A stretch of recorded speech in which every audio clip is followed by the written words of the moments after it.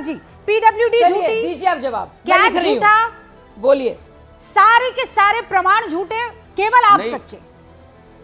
फिर वही बात रूबिका जी, मैं ये कह रहा हूं पीडब्ल्यूडी का तो जो चरित्र है, जिस तरीके से काम कर रही है इन दिनों पीडब्ल्यूडी, वो लोगों ने देख लिया कि एक मैनिफेस्टो की स्कीम के बारे में विभाग ने झूठा विज्ञापन छापा कि ऐसी कोई स्कीम, कोई योजना सरकार की नहीं। ऐसा कभी आपने होते हुए देखा है? कभी आज तक ऐसा होते हुए देखा है?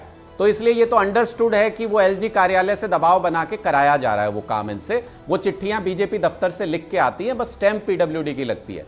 दूसरी बात, जब भी कंपैरिजन ये करेंगे तो दोनों कंपैरिजन करने पड़ेंगे। मैं सुन रहा था अभी, हमारे एक्सपर्ट्स भी बोल रहे थे कि प्रधानमंत्री जी हैं, उनकी सुरक्षा का मामला है, तो चुने हुए मुख्यमंत्री की सुरक्षा का कोई मामला नहीं, मरने दें उनको, कुछ भी हो जाए, उनके घर के अंदर बाहर कुछ भी दिखा दो, उनके घर में किसी को भी घुसा दो, कोई सुरक्षा का मामला नहीं है उनका। प्रधानमंत्री जी का सम्मान है, चुने हुए मुख्यमंत्री का कोई सम्मान नहीं है। अलग अलग आवाज में रहे, गजब करते हैं आप।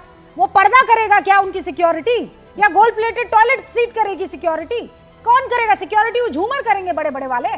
सिक्योरिटी की बात है तो सिक्योरिटी को लेकर मैं भी तो आपसे यही पूछ रहा हूं, सिक्योरिटी मिलेगी, अब आप एक सवाल का जवाब दीजिए। बीजेपी के दफ्तर की बनाई गई फोटो है। एक सवाल का जवाब दे दीजिए। अभी आतिशी कहां रह रही है? मेरे दर्शक पूछ रहे हैं, बार बार पूछ रहे हैं, अभी आतिशी जी कहां रह रही हैं? मैं बताता हूं आपको। अब आप ध्यान से सुनिएगा, मैं बताता हूं आपको। हाँ बताइए, कहां रह रही हैं? ध्यान से सुनिएगा, मैं बताता हूं आपको, और पूरे दिल्ली की जनता भी सुन ले। जब मोदी जी गुजरात के मुख्यमंत्री थे तो मुख्यमंत्री के घर में रहते थे। जब प्रधानमंत्री बने तो गुजरात में घर था उनके पास, क्यों आए थे फिर यहाँ पे? क्योंकि प्रधानमंत्री बन गए। सुनिए ना, अब 30 सेकंड भी नहीं देते आप। पहले मंत्री थी आतिशी जी, मंत्री के घर में रहती थी। जब मुख्यमंत्री बनी तो मुख्यमंत्री के घर में जाएंगी, उनका अधिकार है। इतना सा बात समझ में नहीं आती है? फिर उसके बाद कंपैरिजन क्या होता है? फिर उसके बाद कंपैरिजन, मुझे इस बात पे सख्त आपत्ति है, दिल्ली के 1.5 करोड़ लोग जिसको चुन के भेजते हैं उसकी कोई इज्जत नहीं है। जिसको प्रधानमंत्री जी को देश के लोगों ने चुन के भेज दिया वही सब कुछ हो गए। अरे अगर प्रधानमंत्री की सुरक्षा है तो मुख्यमंत्री की भी सुरक्षा है।